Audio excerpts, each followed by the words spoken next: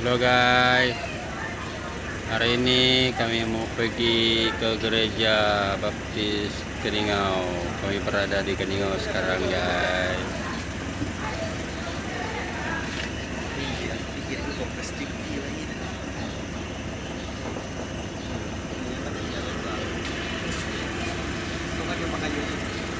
Jangan lupa mengikuti acara kami pada pagi ini guys di gereja.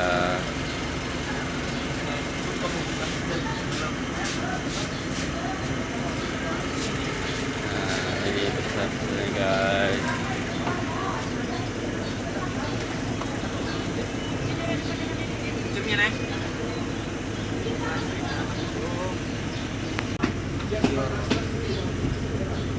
Nah, ini peserta-pesertanya guys. Guys, ini ada orang ganteng. Sudah siap-siap kami mau pergi gereja nih guys. Nah, ini semendaknya.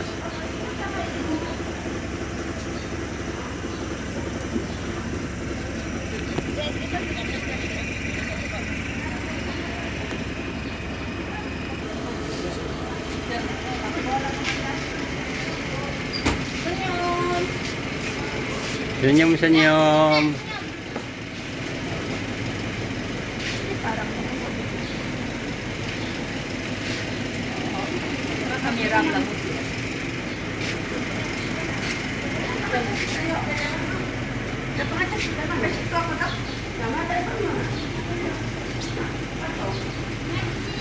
Oke guys, kami bergerak sudah di gereja.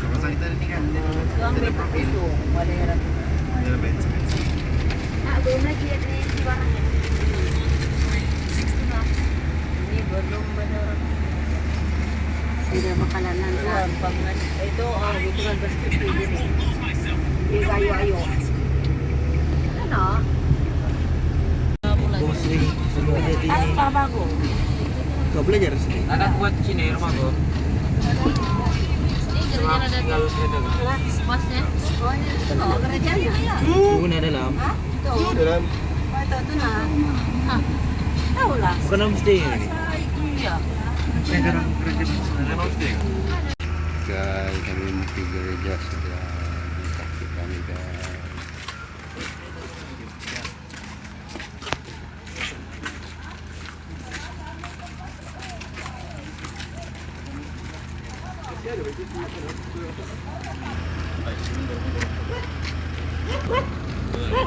Beginilah keadaannya kawasan gereja sini guys. Kawasan perkampungan.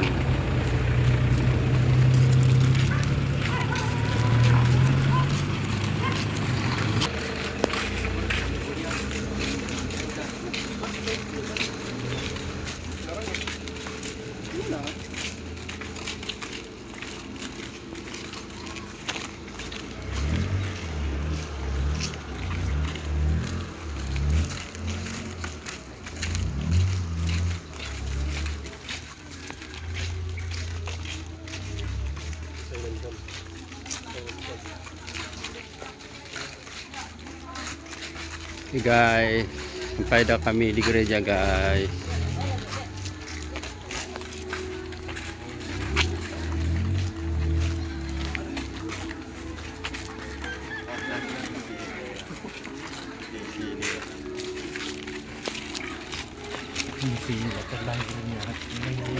Gereja Baptis Keningau.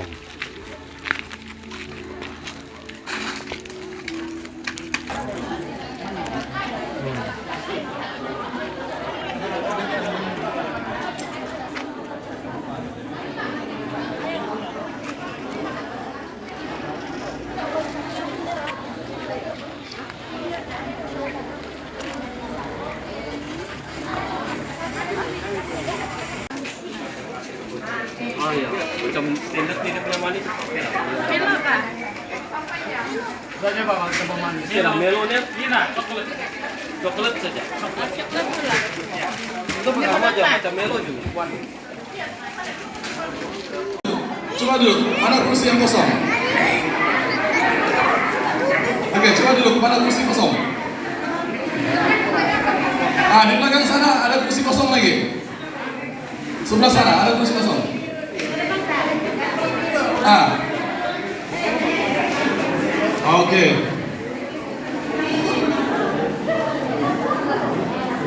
Oke, yang Wira silakan duduk.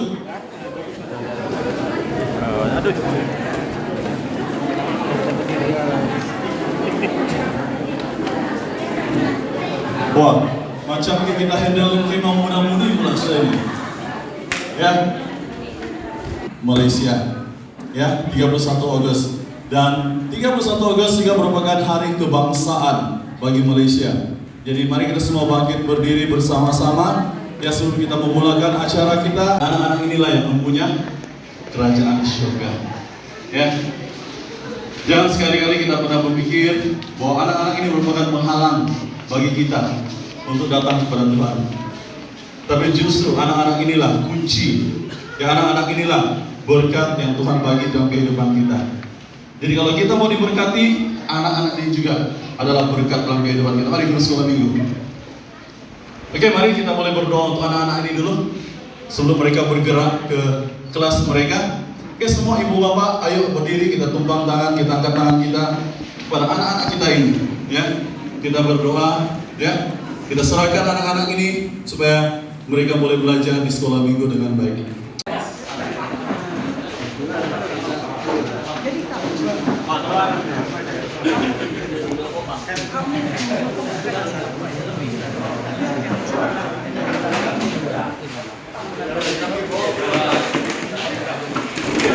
Boleh tinggal di sini? Boleh pulang begitu? Ya. Boleh pulang? Nah, sini kan, sini. Boleh pulang begitu? Yang penting boleh dapat di sini. Tadi saya jadi guru pertanian kamu ya. Walaupun sebenarnya saya tidak bertolak ya sebagai guru pertanian. Tapi saya akan kongsikan sedikit mengenai pertanian lah pada pagi hari ini. Ya, sebelum itu mari kita berdoa dulu. Ya, 90% ya adalah petani. Jadi sebenarnya kamu lebih expert daripada saya dalam bidang pertanian. Ya, kamu lebih tahu apa itu pertanian, macam mana untuk membeli, ya, macam mana buat proses pembelian dan lain sebagainya. Dan ada banyak cara atau ada banyak metode, ya, bagaimana untuk bertani. Ya, salah satu metode yang kita boleh tahu adalah tradisional lah, ya, cara tradisional. Dan sekarang ini kalau kita tahu, apa lagi cara-cara pertanian yang kamu tahu sekarang yang modern? Pertanian modern.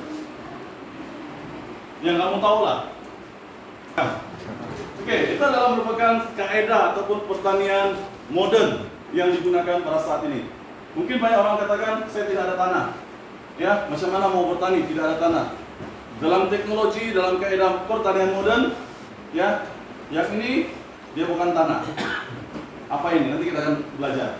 Ya, dia ada banyak kaedah yang kita boleh belajar. Tetapi hari ini kita akan belajar pertanian ini. Saya tidak ajar kamu macam mana untuk pertanian ini, tapi bagaimana kita boleh menjadikan pertanian ini pengetahuan kita untuk kita memberitakan Injil. Ya. Karena firman Tuhan juga berkata kepada kita, ya, tanah di pinggir subur atau tidak? Tanah yang kedua? Tanah apa? Tanah yang berbatu. Batu, tumbuhan boleh hidup enggak? Enggak. Ya, boleh. Ya, boleh. Ya, boleh hidup, tapi tidak lama. Ya, tanah yang ketiga? Tanah yang dipenuhi dengan semak. Duri. Boleh tumbuh gak tumbuhan? Durian boleh tumbuh gak? Durian pun mati karena semak-semak kalau tidak bersih, betul ya? Betul. Ya, ya si Pinju dia senyum-senyum, sebab dia dari lulusan dia ketawa loh. Ya, tanah yang subur adalah tanah yang subur, yang ialah yang punya nutrisi yang sangat bagus lah untuk tumbuhan sehingga boleh menghasilkan hasil yang berlipat kali ganda. Oke. Dan satu proyek yang kita boleh lakukan sekarang ini adalah selain daripada menggunakan pertanian sebagai satu metode ataupun satu kaidah di dalam penginjilan, pertanian juga sebenarnya boleh kita gunakan untuk support pelayanan di gereja. Bagaimana? Bagaimana kita boleh gunakan pertanian ini untuk support? Ya, kalau kamu nampak di sini, kami minta maaf. Kita boleh dapat berapa ringgit? Ya, kita boleh dapat 10 ringgit kan? 10 ringgit satu hari, 30 hari berapa? 300. Satu bulan berapa? 300 kan? Satu tahun? Ya, satu tahun berapa? 300 kali 12 bulan. Kita boleh dapat 3.600. Itu satu gereja. Dalam baptis kita ada berapa gereja? Taruhlah kita ada 20 gereja, 3 keluarga. Ya. Ini lelucon lelucon gurauan keluarga. Kalau istri marah, istri merajuk, obatnya apa? Kalau mau pujuk istri, Duit. yakin dia tahu. Aquaponik, tetapi kita akan belajar irigasi. Ya, kenapa irigasi ini? Sistem dia sangat senang. Terus terang, sistem dia sangat senang. Tetapi ada tetapinya. Cost-nya agak tinggi. Ya, cost penyediaannya agak tinggi. Tapi penyelenggaraannya senang. Ya, saya berani katakan senang. Ya, karena kita tinggal sudah siap sistem, kita tinggal jaga saja. Sistem tidak perlu ya maintenance yang besar. Oke? Jadi untuk vertigasi ini, kalau kita ada sistem vertigasi, kita boleh upgrade dia kepada aquaponik ataupun hidroponik. Ya, karena sistem hidroponik dengan sistem vertigasi dia hampir sama saja. Ya, dia mesti ada satu tangki simpanan air. Oke? Yang kedua, dia perlu ada pipe. Ya, pipe yang kecil, yang setengah inci saja. Oke, yang lembut itu. Kemudian, ini saya tidak tahu, saya lupa sudah apa nama dia. Ini pipe yang kecil lagi. Ya, ini untuk disalurkan daripada pipe yang besar itu, dia akan masuk ke, ya, dia seperti ini. Nanti kita akan jalan di luar, kita akan tengok sedikit lah, ya. Oke? Kemudian dia punya ini, jarum. Oke?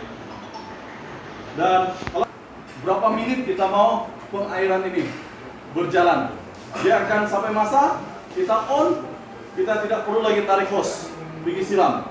Dia di Keningau saya tidak tahu, kalau di Tawo ada jual, tapi biasanya yang paling murah adalah di daerah Kudat. Ya, kami dapat supply kokopit ini daripada daerah Kudat. Dia jual dalam satu karung itu dalam 20 ringgit kan, satu karung. Ya, kokopit. Sebab Kudat adalah pengeluar kelapa.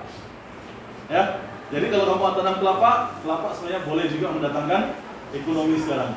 Ya, sabutnya kamu boleh proses, dia jadi ini, kamu nampak. Ya, nanti kita boleh sentuh, dia macam, ya, kamu nampak. Oke, untuk prosesnya, kokopit ini kita kena letak di sini, bukan terus tanam. Ya, dia tidak terus tanam. Kita letak di dalam payung ini, ya. Apa jenis tanaman yang kamu mau letak pun, first adalah kokopit itu. Oke, kokopit, kemudian kita gaul ya. Oke, paling bagus kalau dalam kuantiti yang banyak, kita guna, ialah di tempat yang luas lah. Gaul macam kita gaul semen. Oke, kemudian apa yang perlu kita buat? Kita panggil dia proses rawatan. Proses rawatan ini adalah kita kena cuci kokopit ini. Ya, cuci dengan apa? Kita kena cuci dia dengan Clorox. Ya, cuci dengan Clorox. Clorox cuci baju tuh. Ya, kita kena cuci dia dengan Clorox. Untuk apa? Untuk membasmi bakteri-bakteri yang ada di dalam kokopit ini. Ya, soal itu kita tidak boleh. Ya, kita tidak boleh letak siap terus tanam. Tidak akan jadi. Dia akan kering, dia akan mati. Jadi kita perlu cuci dia dulu. Siram dia dengan Clorox. Clorox bagaimana? 10 ml Clorox dicampur dengan 10 liter air. Ya, dan air 10 liter itu yang sudah ada campuran Clorox itu disiram. Ya, dan digaul. Ya, digaul. Tapi kalau mau senang, masih masuk di dalam, siram saja. Siram di dalam kokopit yang sudah ada di sini, tinggal disiram saja. Siram sampai dia mengalir. Bila dia mengalir, kamu akan nampak air dia keluar, dia akan berwarna perang. Oke? Dia akan berwarna pirang. Basahkan dia betul-betul. Sudah itu, tinggalkan 1 malam. Ya, biarkan dia 1 malam dengan siraman air Clorox itu. Ya. Ingat sekuatan dia 10 liter air dengan 10 ml Clorox. Ya. Sudah itu besok dia kita akan siram dengan air bersih. Ya, siram dengan air bersih. Siram sampai air yang keluar daripada daripada bawah ini, daripada warna perang dia menjadi warna putih. Kalau boleh lagi, ya dia mesti jernih lah. Kena siram. Jadi itu first dia perlu penggunaan banyak air. Jadi perlu air yang sangat banyak lah untuk siram. Oke? Kita simpan. Oke, untuk meningkatkan dia punya nutrisi di dalam, ya, ada satu teknologi lagi yang kita boleh campurkan dia, adalah kita boleh letakkan IM, enzim, ya, ataupun kita panggil dia ibu IM. Kita boleh siram dia. Ya, IM itu adalah membantu proses penguraian. Ya, proses penguraian terjadi di dalam bayung ini. Tempat. Dan untuk bibit itu kita pakai dia Pitmos. Oh, Pitmos. Oke, Pitmos, kamu boleh tengok di sini nanti. Dia adalah dia sudah mengandungi panah, baja, dia sudah ada campuran sedia. Oke? Ya, ini diletakkan di tempat penyemaian itu. Ya, kalau tempat penyemaian itu, oke, kamu letakkan dia. Oke, kamu boleh sentuh nanti. Oke, kamu boleh tengok. Oke, Pitmos ini macam mana? Dia macam tanah, ya, dia macam tanah hitam. Oke, tapi dia ini adalah seperti kompos sudah, baja kompos. Boleh, semua ini boleh dibeli. Jarum putih manis boleh. Ini hadiah.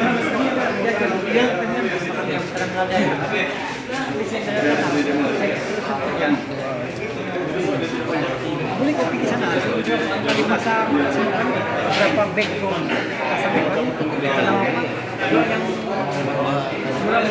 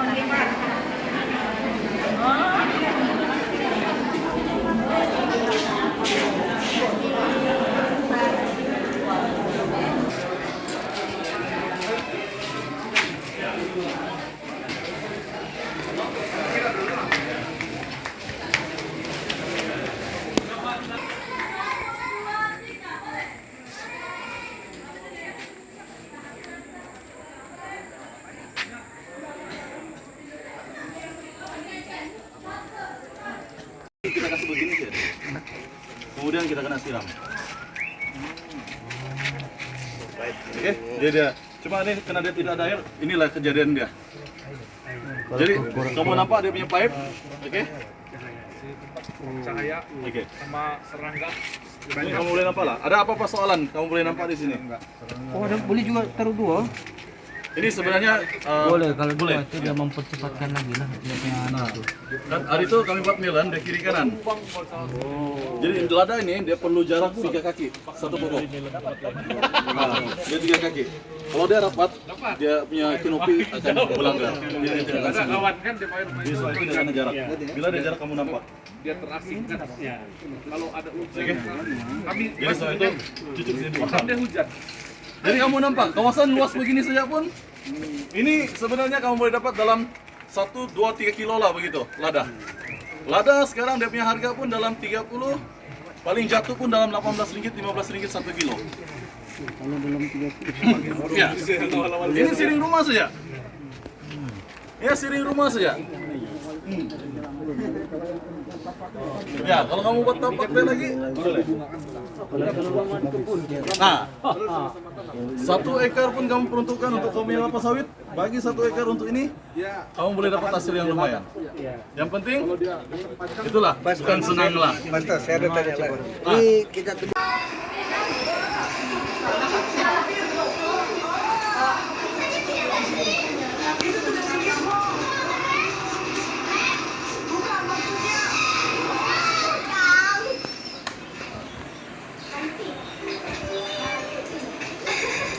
Aku jalan ke kelas dulu ya. Terima kasih. Aku harus. Boleh, cuma kita tidak tahu kalau kecil tuh yang 250 ml itu, boleh gunakan itu. Jadi maksudnya kita guna siram, sebab bila itu pupuk dia basah, 100 ml, jadi lebih 100 ml, dia akan mengalir air. So dia ini macam span. Jadi kalau dia mengalir artinya lebih. Jadi kalau terlampau lebih, nanti akar yang mati. Jadi ini satu butir dia harus kan. Oh tidak. Dia sebenarnya satu itu dia boleh 1 hari. Ya. Tapi kalau kita siram 1 kali begitu, sayanglah dia akan mengalir. Ya, ada buah. Ya. Tidak sehingga. Oke. Sebenarnya untuk ini galen. Yang biru itu ada kan? 100 galen. Karena kami tidak ada itu, kami guna 2 dan inilah. Jadi ini satu karung Tidak, dia 1 karung. Ya. Dia E dia 100 liter, B dia 100 liter. Oh gitu. Iya. Untuk satu karung lah, untuk 100 liter itu. Ya. Jadi dia dotong. Dia tidak boleh sama-sama. E dan B tidak boleh sama. Ya. Dia tidak boleh sama. Jadi kena beli 2 tong lah.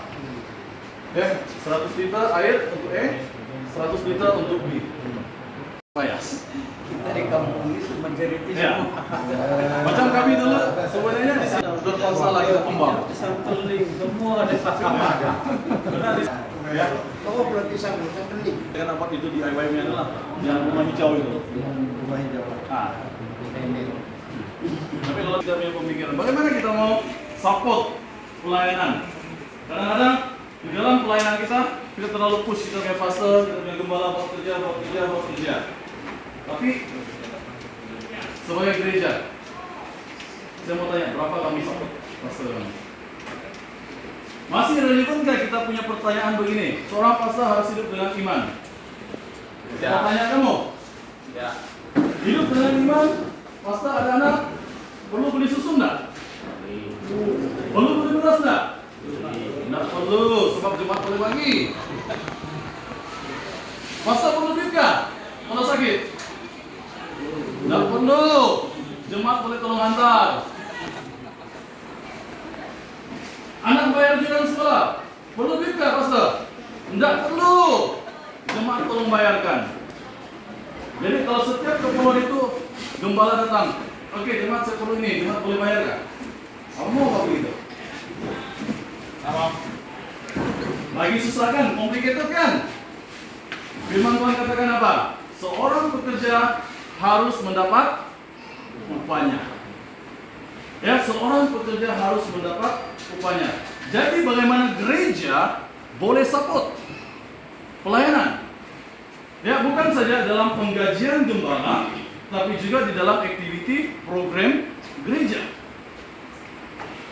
Karena realitinya sekarang ini tiada duit, kita tidak buat program pun susah, betul nggak tidak? Kita mau bikin sini pun mau buat program tiada duit susah. Tapi kalau kita ada duit, saya bukan ajar kita untuk berbisnis, tapi ini reality. Ya, harus ada duit untuk apa? Untuk kita menggerakkan pelayanan. Sebenarnya Tuhan sudah bagi kita hikmat, Tuhan sudah bagi kita talenta untuk kita kerjakan. Tapi kita takut. Ya, kita takut. Kenapa kita takut? Kita kedekut. Ya, kita kedekut. Sampai akhirnya mereka kata, pastor kami itu malas, pastor kami itu tidur saja, pastor kami itu begini, pastor kami itu. Tapi kita pikir dari pihak kita, apa yang kita bantu untuk gereja? Dari segi keuangan, apa yang kita bantu untuk gereja? Pastor, kami cuma petani saja. Inilah jawaban dia. Kami hanya petani saja. Kamu nampak hasil dari sini? Kecil, uang kecil. Tapi boleh support keuangan gereja.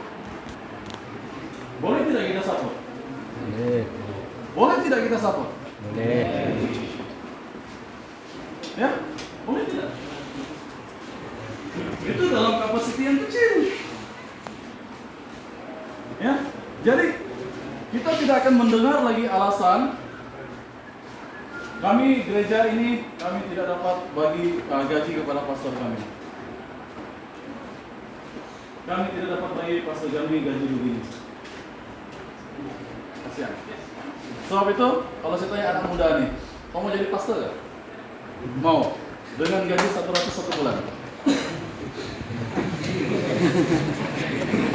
Mau? Terus tak? Ya? Tidak apalah, kita kasih apa dengan gaji 500 satu bulan, mau? Mau?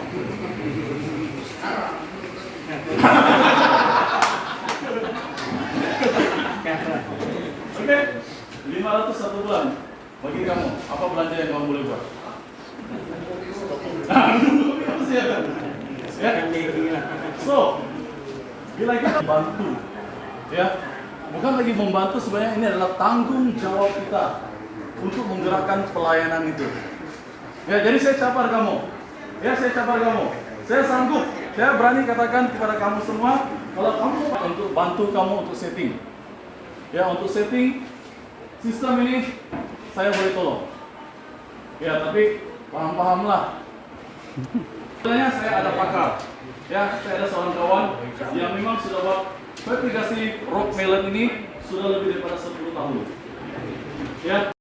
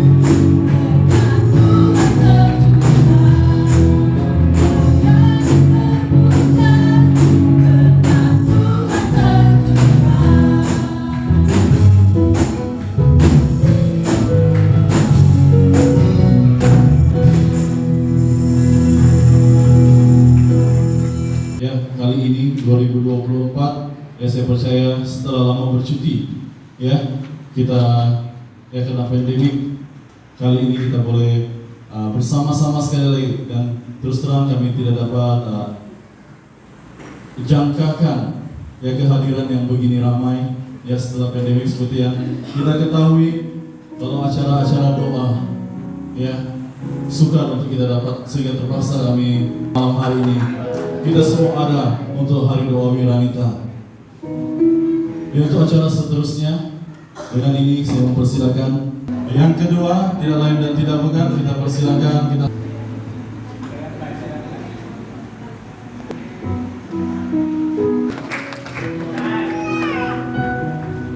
merupakan jasa Bapak rohani kita, Pendeta Yohanes.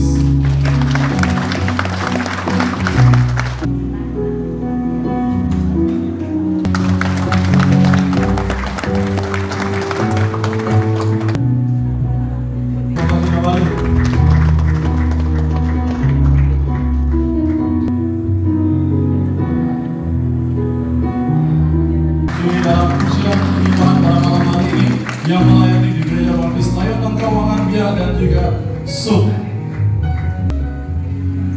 dan seterusnya melayani di Gereja Baptis Semarang Tawau,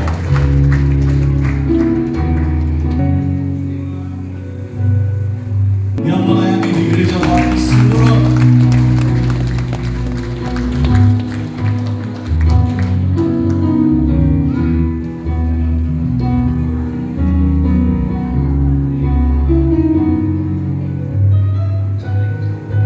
silakan Pastor Caroline yang juga melayani di Gereja Baptis Sundoro, dan ini adik-adik dan kakak.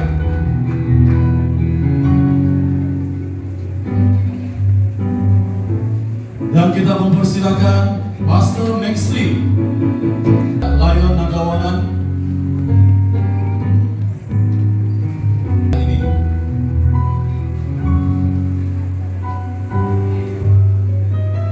Antoni.